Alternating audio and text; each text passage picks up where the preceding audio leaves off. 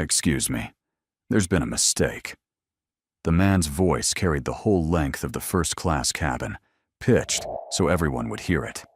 He half rose from his seat across the aisle, one hand flicking toward the woman in 2 Alpha as if shooing a fly. "People like her don't sit up here. Look at her. Check her ticket. I'd put money on it. She's in the wrong seat." The purser came down the aisle smiling. Trevor Holt had worn that smile for 22 years. It was a smile built for cameras and complaints, and it never once reached his eyes.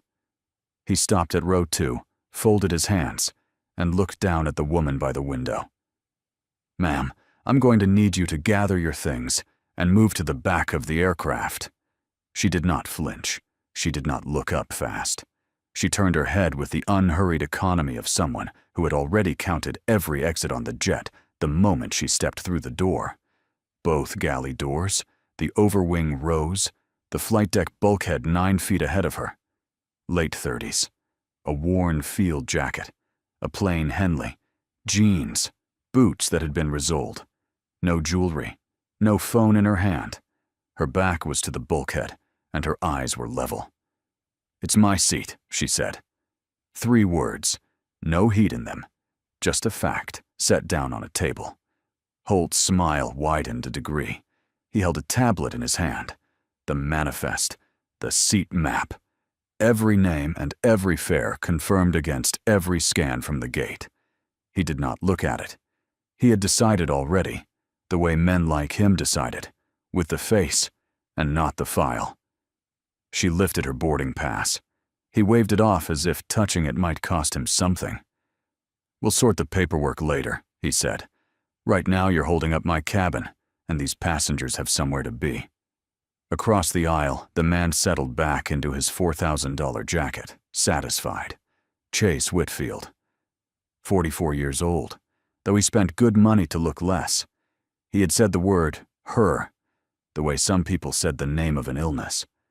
The woman in 2 Alpha looked at the purser for one more second.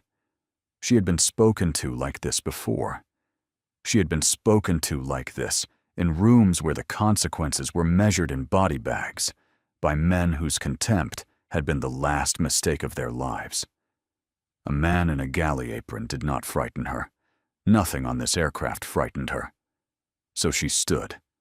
She rose without pushing off the armrest, without the small grunt that most travelers make.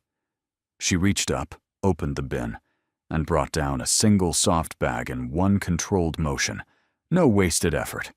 The bin latch closing under 2 fingers. Then she stepped into the aisle and walked aft. The whole cabin watched her go. That was the point. Holt walked 2 steps behind her like an usher, narrating softly to the rows she passed. "Just a small mix-up, folks. Thank you for your patience," turning her quiet into theater. Whitfield lifted his chin to watch her the length of the plane. In the second-to-last cabin, a junior flight attendant stood at the galley curtain with a stack of cups in her hands and watched the woman come toward her. Danny Calloway was 26 and 2 years into the job, and she did not watch the humiliation. She watched the walk. The woman moved down a pitching aisle without touching a single seat back. She moved like she was counting something only she could hear. Her eyes went to the rear exits before they went to her assigned row, and her weight stayed centered the whole way, as if the floor might move, and she intended to be ready when it did. Calloway leaned toward Holt as he passed. "Trevor, did you actually check 2 Alpha against the list?" Holt didn't slow down. "I've been doing this 22 years, Danny. I know who belongs up front." The woman folded herself into a middle seat in row 31, knees against the seat in front, elbows kept off both armrests, hands loose in her lap. She set the bag under the seat with her heel. Then she closed her eyes. Up at the front of the airplane, a man she had never met raised a glass of someone else's champagne and toasted himself, and the woman in the middle seat sat as still as a stone in a river and let the water go around her. Calloway stared down the aisle at her for a long moment.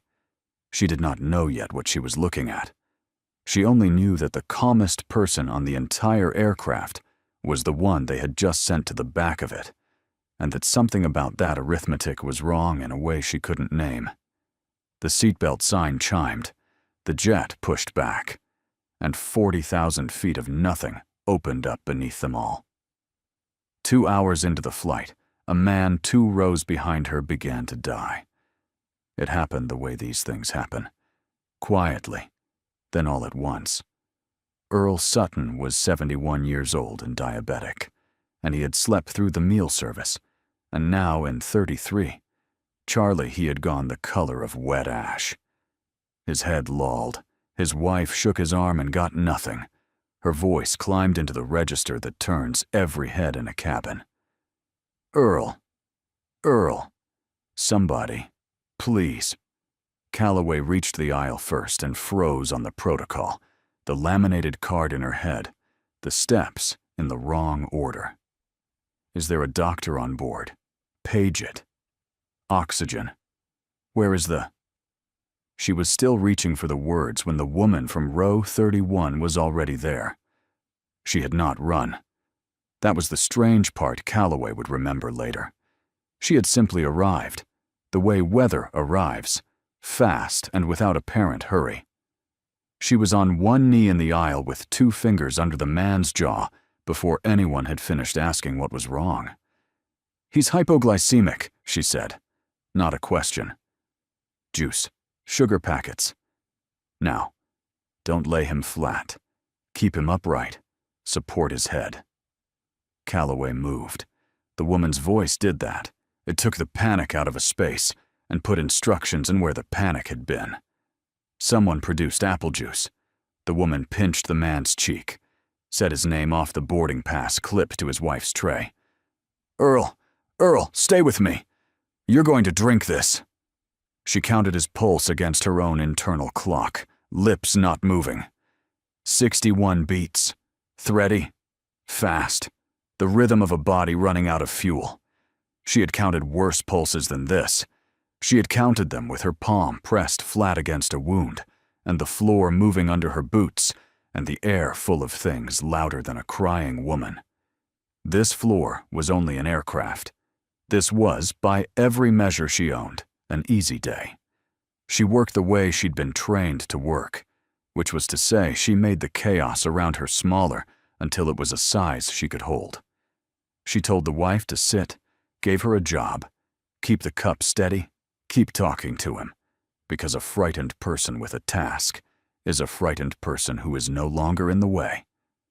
She told the man across the aisle to put his light on. She told Calloway, without unkindness, exactly what she needed and in what order, and the orders came out of her so cleanly that the young flight attendant found herself obeying a passenger before she'd thought to wonder why. She got the first sugar into him slowly, a little at a time, watching the throat work. Too fast, and he'd aspirate it. She'd seen that go wrong once, in a worse place, on a man she'd had even less time to save. So she went slow and patient with the cup against his lip, and she counted, and she watched. The gray pulled back from his face by degrees, like a tide going out. His eyes found her. Who, he managed, are you? Just a passenger, she said. Drink. It was 30 seconds, maybe 40, before Trevor Holt arrived, after the danger had crested and broken, after the color had come back, after the work was done. He arrived and immediately tried to own the scene, the way he owned everything, by deciding who in it was the problem. Ma'am, he said it like a warning, you can't be up wandering the cabin. Sit down and let the crew handle this. The woman did not argue. She eased Earl Sutton back against the seat, told his wife to keep the juice coming in small sips, told her to call for help if his speech slurred again. Then she stood, unfolding to her full height in the narrow aisle. Calloway, beside her, said it quietly, almost without meaning to. She did handle it. Holt didn't hear it, or pretended not to. He was already gesturing the woman back toward row 31, as if herding livestock. The woman went. She didn't ask for thanks. She didn't look back to see whether anyone had noticed what she'd done. She folded back into the middle seat and went still again, hands loose, eyes closing, as if nothing had happened at all. Earl Sutton's wife caught Calloway's sleeve. "Who is she?" "I don't know," Calloway said. And then, because it was true and it unsettled her, but she knew exactly what she was doing. She knew before any of us. Across 3 rows, the old woman mouthed 2 words at the back of the still woman's head. "Thank you." The woman in 31 must have felt it, because she answered without opening her eyes. The smallest nod. Barely a movement at all. The kind of acknowledgement a person gives when they've spent a career learning not to be seen. Calloway went back to her jump seat and could not stop turning it over. The crew had a binder for this, a laminated card, steps, and a woman they had marched to the back of the plane had skipped all of it and simply done the thing, with hands that did not shake and a voice that did not rise, and then she had given the credit to no one and gone back to being invisible. It was the not shaking that stayed with her. Anybody could read a card.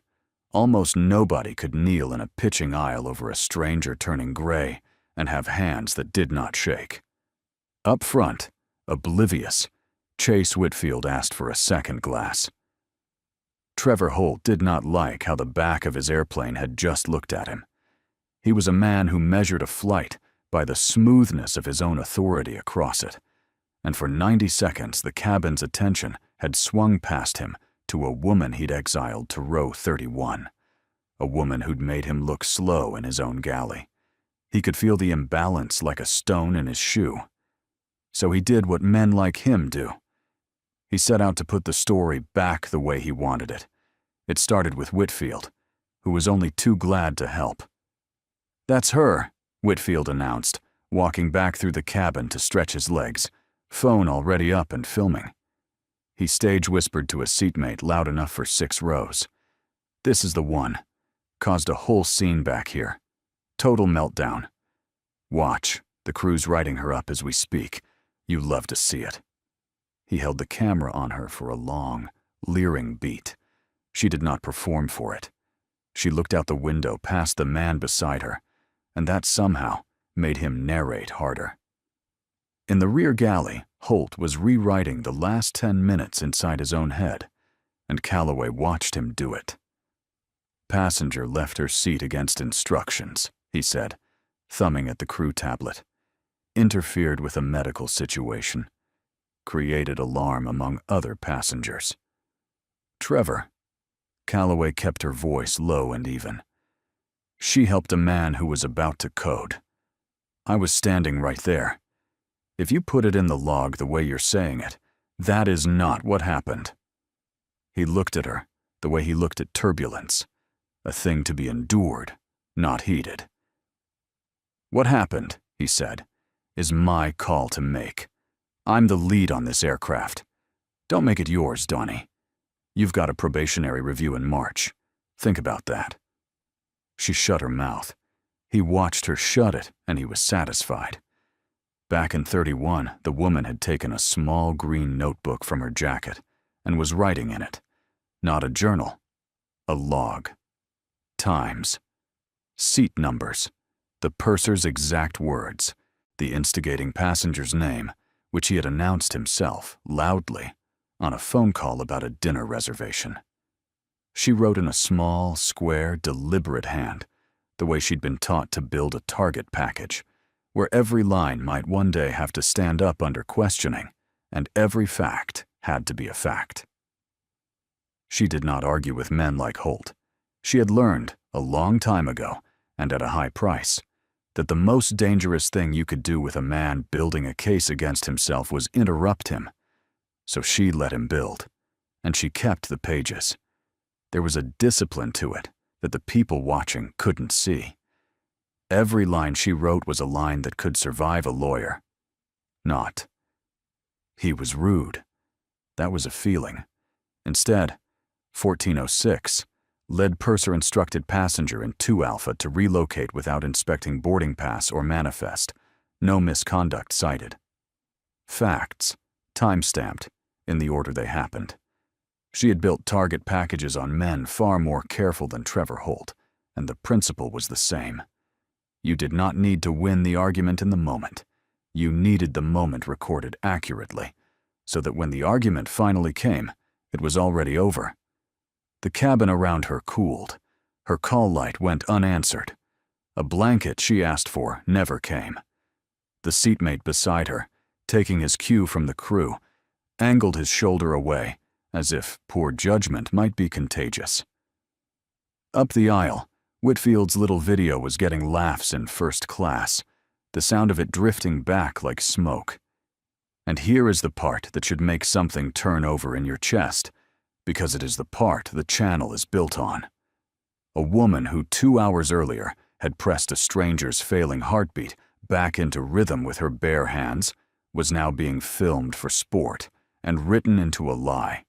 And she absorbed all of it without a word, because she had survived worse than cruelty and knew exactly how little these people's opinions weighed.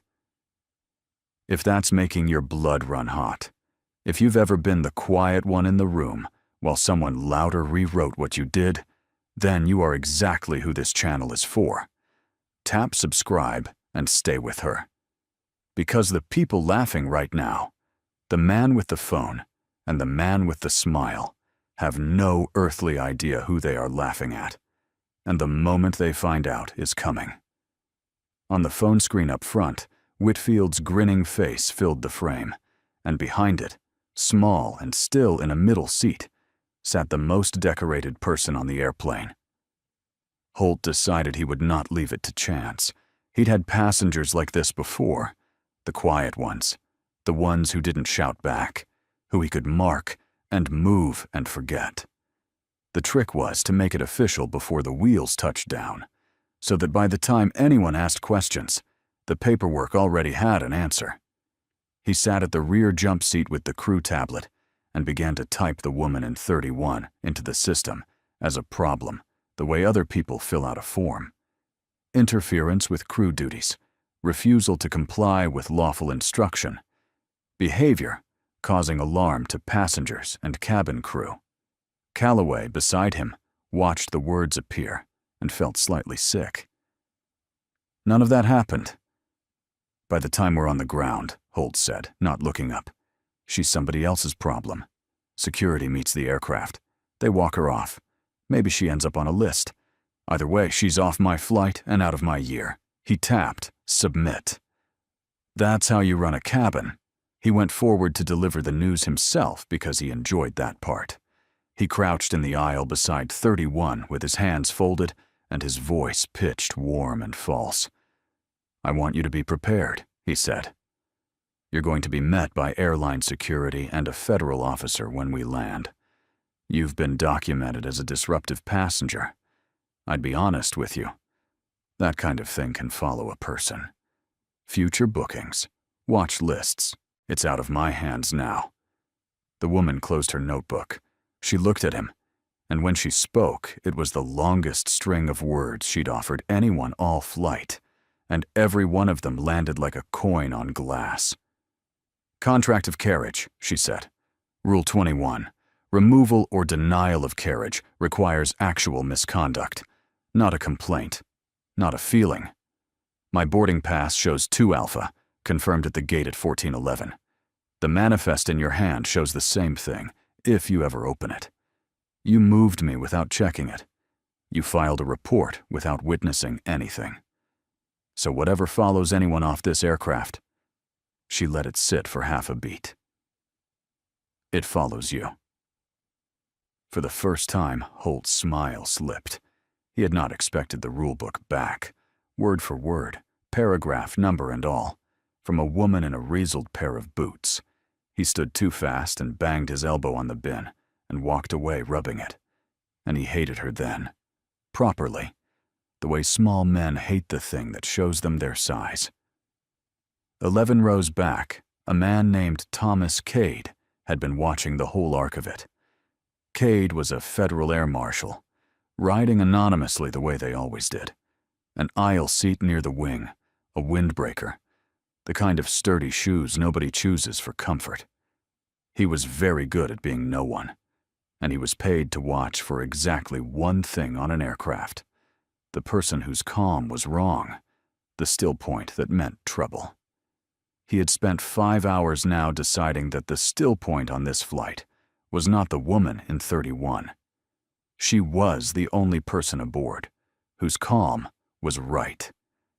The agitation, the rising voice, the theater, all of that was coming from the front, from a purser and a passenger feeding each other. He'd also noticed something else. 3 hours ago, when she'd first sat down in the back, the woman had clocked him. One pass of her eyes, his seat, his shoes, the windbreaker that didn't match the rest of him, and then a small, private recalibration in her face, the look of someone who has just identified the armed professional in the room and filed it away. Civilians never made him. She had made him in under 2 seconds and gone back to her window. Cade said nothing. It wasn't his scene yet, but he was no longer sure who the problem on this aircraft was, and a marshal who isn't sure starts paying very close attention. Then the captain's voice came over the cabin. Weather at the hub, a ground stop, a possible long hold once they were down, everyone to stay seated. Sorry for the delay, folks. And Trevor Holt, 3 rows up, heard more time and let his smile come back. He turned the crew tablet so Whitfield could see the green flag glowing on it. Disruptive passenger, meet aircraft. And the 2 men looked at it together, the purser and the executive, admiring a thing they had built out of nothing, the way 2 boys admire a fire they shouldn't have lit. Danny Calloway could not let it go. She had a probationary review in March, and a purser who just reminded her of it, and every practical part of her said to keep her head down. But she had stood in that aisle and watched a woman save a man's life with steady hands, and she had watched that same woman get written into a lie, and the 2 facts would not fit together in her chest. So when the aircraft was down and parked at a remote pad, with the weather pinning them in place, Calloway did the thing that would change everything. She started checking. She pulled the manifest on the rear tablet and found 2 Alpha. Confirmed. Booked through a government travel office, a military fare code she had to look up. Not an upgrade scam. Not a standby gamble. Not a woman in the wrong seat. A serving officer holding exactly the seat she'd been assigned, removed from it on the word of a man who hadn't looked. She wasn't in the wrong seat, Calloway said under her breath, reading it twice to be sure. She was never in the wrong seat. She kept pulling threads. The fare code resolved into a government booking authority she'd only ever seen twice in 2 years, both times for officers traveling on orders. She checked the gate agent notes and found nothing. No incident, no warning, no flag. Just a clean scan at 1411 and a seat assigned weeks ago. Every record she touched said the same thing in a different language. This woman belongs in 2 Alpha, and the only irregularity on this entire flight is the one the purser created with his own hands. The more she found, the worse it looked, and the worse it looked, the harder her heart went, because she had watched it happen and said almost nothing. She went and crouched by Thomas Cade, because some instinct told her the quiet man by the wing knew more than he was saying. She told him what she'd found. He listened the way professionals listen, without surprise, and then he gave her the truth in the flat voice of a man who'd decided which way this was going to go. "I've watched her for 5 hours," Cade said. "She helped a man who was dying and asked for nothing. She quoted your own contract of carriage at your purser, chapter and verse. She hasn't raised her voice one time. The person escalating on this aircraft is wearing a tie." He paused. "I'll tell you this for free, since you are the only crew member on here doing your job. If she is who that travel code says she is, I would not, for any amount of money, Want my name to be the one signed at the bottom of Holt's report. Calloway felt the floor of the situation drop away. The danger wasn't the passenger. It had never been the passenger. The danger was her own purser, and the quiet, oiled machine of policy he was using as a weapon. A machine that worked precisely because people like her were too afraid of a March review to pull the lever the other way. She went forward one more time. Trevor, retract the report. Please.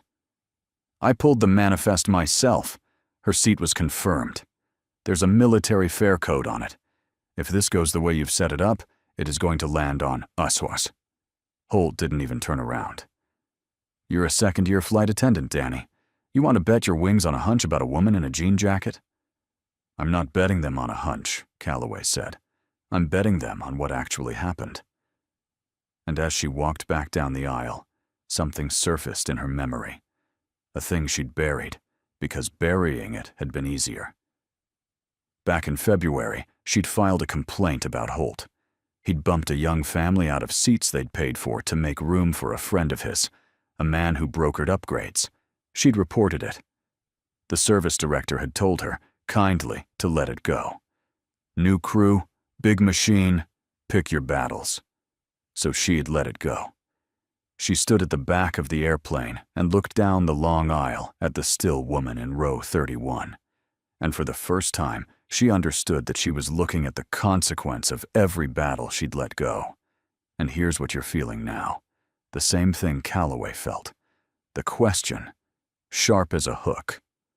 Who is she really? What is the captain about to walk back here and see that none of these people can? If that question is pulling at you, do the thing the algorithm pretends it doesn't care about and subscribe to Honor Tales, because the next 10 minutes are the reason this whole flight exists, and you are going to want to be in the cabin when it turns inside out. In 31, the woman rested her head against the cold window and let herself remember. She did not do this often. Memory was a door she kept shut on purpose. But the dedication was 2 days away now, and the man's name would be on a wall by Sunday. And so tonight, on a grounded airplane full of strangers who thought she was no one, Lieutenant Commander Quinn Kerrigan let the door swing open. She was 37 years old. She had been one of the few women ever to wear the trident, to walk out of the worst training the United States could build, and come back with the thing pinned to her chest, earned the same hellish inch at a time as every man beside her. She had never, not once, needed a stranger's permission to belong anywhere. She had earned every inch she stood on. Most of it she had earned on a rooftop that still burned behind her eyes when she led it. The city had a name she wouldn't say, even in her own head. 2021. A downed aircrew and a pinned team on a flat roof above a street full of muzzle flash, and her element going in to bring them all home. She had run the casualty point. That was the job. The still center. The one who kept counting while everything else came apart. Who decided who moved and when, and in what order. Whose voice on the radio had to stay level because the moment it cracked, the whole net heard the city win. The bird had come for them with its tail already on fire. It should not have stayed. By every rule of survival, the helicopter should have peeled off and tried again. And instead, it had settled onto that roof in a hurricane of its own rotor wash and stayed. While they loaded, taking rounds the whole time, the pilot's voice on the net, the steadiest thing in the entire burning city. "I've got you. I'm not leaving. Send them up." She remembered it in pieces, the way the worst nights always came back, not as a story, but as a set of separate, perfect images that refused to connect. The grit of the rooftop tar under her knees, the weight of a wounded loadmaster's arm across her shoulders, the way the tracers came up the side of the building in slow, lazy arcs that were not lazy at all, the radio against her cheek, and her own voice in her ear sounding like someone she trusted, steady, unhurried, lying with her tone if not her words, because the men on that roof needed to believe the woman counting them out wasn't afraid. She had been very afraid. That was the secret of the job nobody put on the medals. You learned to keep the fear in a different room from your voice. She had carried the last man to that bird herself. Petty Officer First Class Cole Mercer. 26 years old, he had been hit covering the load, hit putting his body between the rooftop and the rest of them so the casualties could move, and she had carried him up the ramp with her hands locked under his gear and his blood going warm down her sleeve. She had pressed both palms into him on the shaking deck, and she had said the only prayer she had, which was his name. "Stay with me, Cole. One more minute. Stay." He had not stayed. They gave her the Silver Star for that night. They gave her the call sign, too. Sable 6. And she had taken both the way you take things at a funeral, with your hands and not your heart. 6 weeks later, she had walked into a shop and had the trident inked down her left side, along the ribs over the waist, where no uniform would ever show it, and only she would ever see it. And wrapped around the trident she'd had them put 2 letters and a date. CM. And the night, she touched it now, through the Henley, 2 fingers against her side. A count for the one she didn't bring home. The captain's voice came back over the cabin. Ground stop holding. Remain seated. Working on a gate. And Quinn Kerrigan opened her eyes. She did not know it yet. There was no way she could have. But the man who had flown that burning bird out of that burning city, the steadiest voice in the worst 20 minutes of her life, had been sitting 9 feet of bulkhead away from her for 5 hours in the left seat of this very airplane, with no idea that the woman his crew had marched to the back was the casualty point officer he had heard one time on a radio net and never forgotten. The door between them was about to open. Neither of them had any idea. So, Trevor Holt decided he would not wait for the marshal to do it gently. The aircraft sat on a remote pad, with the jet bridge gone and the weather sealing them in, and Holt looked at all that confinement and saw opportunity. Get her up now. Pre-stage her at the forward galley, away from witnesses, so that when security finally boarded, she was already standing, already isolated, already looking like exactly the problem he'd written her up to be. He'd done versions of this before. The trick was to move before anyone thought to stop you. He came down the aisle to row 31 with 2 of the cabin crew behind him for show. "On your feet," he said. "You're coming forward. Now, before we get a gate, before there's a crowd. I'm not having you make a scene in front of an audience." He reached down and closed his hand around her upper arm. Understand what she could have done. From a seated position, with that grip, Quinn Kerrigan had 3 ways to take the hand off her arm before Holt finished his sentence, and at least one of them would have put him on the floor of the aisle without a word.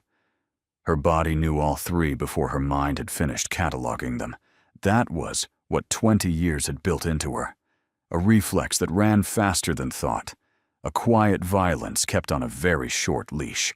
She let him keep the hand. She let him pull. She rose when he pulled, fluid, unresisting, because every single second of this, the grip, the pull, the witnesses, the phone she could hear coming up behind her, was another brick in the wall the man was building around himself, and she had learned long ago to let a man finish his wall before she let it fall on him. There is a particular kind of restraint that costs more than violence ever could, and she paid it now. Anyone can hit back. It takes nothing. A flinch, a reflex, the body doing what the body wants. What it takes everything to do is to feel a stranger's hand close on you in anger and choose, deliberately, with full knowledge of exactly how the alternative would end, to keep your hands open and let him write the rest of his own story. She had buried men who could not have done it. She did it now without a flicker, because the only thing she had ever truly mastered was the gap between what she could do And what she chose, too. Thomas Cade half rose from his aisle seat 11 rows back. Calloway's breath caught audibly, and Chase Whitfield, scenting blood, surged up into the aisle with his phone held high, filming, narrating. "Here we go. They're walking her off. Caught the whole thing, folks." Holt pulled her into the aisle. She stood.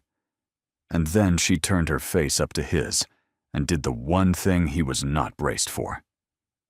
She smiled at him. It was not warm. It was not frightened. It was the smile of someone who has already seen the last page of a book the other person thinks they're still writing. It was, in its way, the most terrifying expression Trevor Holt had ever had aimed at him, and he didn't even know why. "Lead the way," she said. He swallowed. "Gur." He marched her up the aisle, hand still locked on her arm, the cabin's faces turning to follow.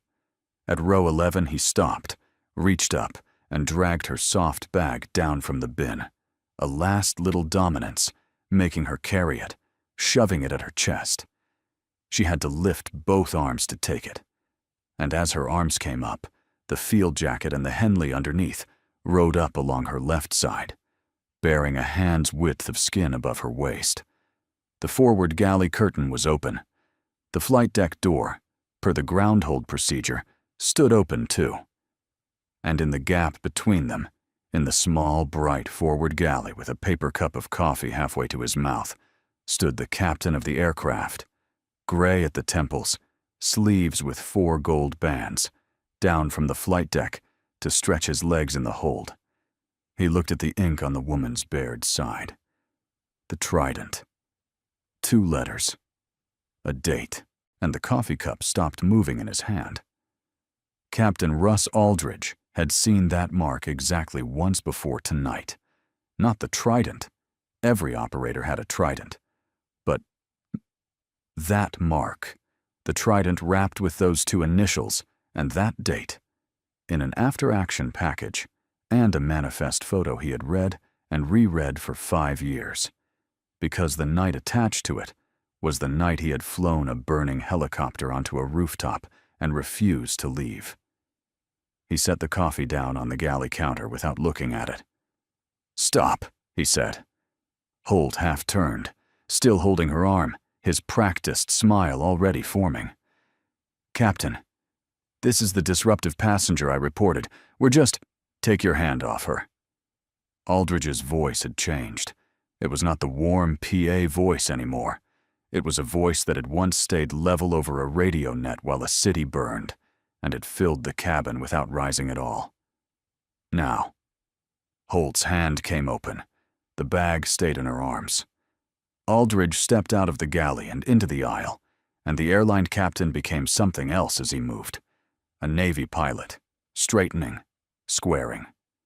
He looked at the woman's face now, not the ink, and he searched it the way you search for a voice you only ever heard and never saw. "I know that mark," he said quietly. "Trident, the initials, the date. I have read that date more times than I've read my own logbook." His throat worked. "I flew the bird off that roof, tail on fire. I had a casualty point officer on the net keeping me on that rooftop when every instinct I owned said go. I never met her. I only ever heard her voice." He looked at her, and the whole cabin held its breath. "You're Sable 6. He came to attention in the galley of his own aircraft, and he held a salute. "Lieutenant Commander, it is an honor to have you aboard my airplane, ma'am, and I am ashamed it took me 5 hours and a coward to see it." Quinn Kerrigan looked at the captain holding his salute, and for one moment, something moved behind her composure. Not for the cabin, not for the purser, but for the voice. She had spent 5 years not knowing whose voice it was. She had imagined it 100 ways. The man on the net who would not leave the roof. And she had never once expected to stand in an airplane aisle and find him gone gray and ashamed of a thing that was not his fault. "You stayed," she said. 2 words, the only thing she had ever wanted to say to him. tail on fire. You stayed. I'd do it again tonight, Aldridge said, still at attention. I'd do it for any one of you, but I flew off that roof knowing I'd never get to thank the voice that kept me there.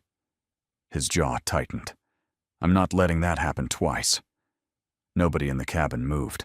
Earl Sutton, 2 rows back, gripped the seat in front of him and pulled himself up onto his feet, the diabetic old man standing for her because some part of him had known.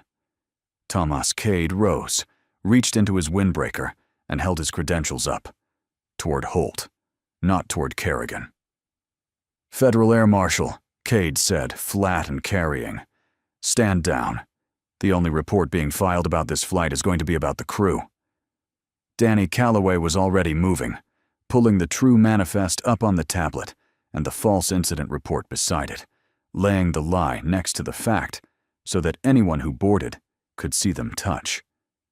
And Chase Whitfield, the phone still up in his hand, slowly lowered it, the grin draining off his face as the cabin he'd been performing for stopped looking at the woman and started looking at him. Trevor Holt's face went through it in 4 beats, and the whole cabin watched. Confusion first, a stammered, she's just a passenger, the words running out as fast as he reached for them. Then disbelief, his eyes going to the captain at full attention, to the marshal's badge, to the gold bands and the held salute, his head shaking a small, reflexive no. Then recognition, the awful arithmetic finally completing behind his eyes. The military fare code, the manifest he'd never opened, the rule she'd quoted him verbatim, the steady hands over the dying man, all of it resolving at once into a single unbearable fact. And then horror, pure and total, as Trevor Holt understood that he had laid hands on a decorated officer of the United States Navy in front of a federal air marshal, while a passenger filmed every second of it. I didn't know, he said. That, said Captain Aldridge, lowering the salute, was always the problem. Quinn Kerrigan stepped out of Holt's reach. She took her own bag fully into her hands, the bag he'd shoved at her, and she looked at the purser, not with triumph, not with heat, with the same level nothing she'd offered him in row 2 5 hours before. And she said the only thing she'd said above 3 words to him all flight. I never needed you to know. And a cabin that had watched her shamed in silence now sat in a different silence entirely and watched her honored. It came apart fast after that, the way these things always do once the first true fact is on the table. They got a gate. And waiting at the end of the jet bridge, briefed by the marshal's relay, was the airline's corporate duty manager, a woman named Priya Anand, who had been pulled out of an office on a weather night and arrived holding the real records. She did not need long. She had the gate scan log, the manifest, the medical event accounts from 6 passengers, the marshal's statement, and a video that Chase Whitfield had shot to humiliate a stranger, and that now did the precise opposite. She laid the purser's report next to the gate scan on the counter and read them out side by side, evenly, the way you read a thing that cannot be argued with. Mr. Holt, your incident log states 1411, refusal to comply, behavior causing alarm. The gate scan for 2 Alpha says 1411, seat confirmed, no flag, no anomaly. She looked up. Those cannot both be true. One of them is the system. The other one is you. And then the floor opened under Trevor Holt a second time, because Priya Anand had not arrived alone with the records. She had arrived with the file.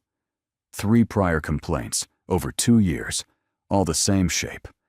Passengers moved out of premium seats they had paid for because they didn't look right up front. The seats reassigned, twice to a man who brokered upgrades and split the difference. 3 complaints, all routed to the same in-flight service director, a man named Lorne Beck, and all 3 quietly shelved. One of those 3 had Danny Calloway's name on it. February. The young family. The thing she'd been told to let go. I reported him in February, Calloway said, and her voice did not shake either, now, standing in the light of the jet bridge. I was told to drop it. I kept the email. Anand wrote that down. The service director's name went onto the same page as the purser's. The machine that had protected Holt for 2 years, the one that ran on people being too afraid of a March review to pull the lever, came apart the moment one person finally pulled it. Chase Whitfield tried once to find the exit. He stepped toward the jet bridge with his bag and his collar up, the way men like him always assume they can simply leave a room once it stops flattering them. Tomas Cade put a hand out. Not hard, just present. "Sir, your video," the marshal said. "We're going to need it. All of it. You filmed a federal officer being shown a fraudulent removal, and you filmed the assault that came with it. That makes you the best witness on this aircraft, whether you meant to be or not." Whitfield looked at the phone in his hand, the thing he'd held up to humiliate a stranger, and understood, slowly and completely, that he had spent 5 hours building the case against the men he'd been cheering for. He handed it over. He did not toast anyone again. When it was done, Priya Anand did one more thing. She put Danny Calloway's name at the top of the truthful incident statement as the crew member who'd reported the facts in real time, and she told her she'd be recommending her for the lead flight attendant track she had been blocked from for 2 years. Quinn Kerrigan found Calloway at the bottom of the jet bridge before she left. She did not make a speech. She wasn't built for speeches. "You were the only person on that aircraft," Kerrigan said, "who looked at what actually happened instead of what I looked like. That's the rarest thing there is.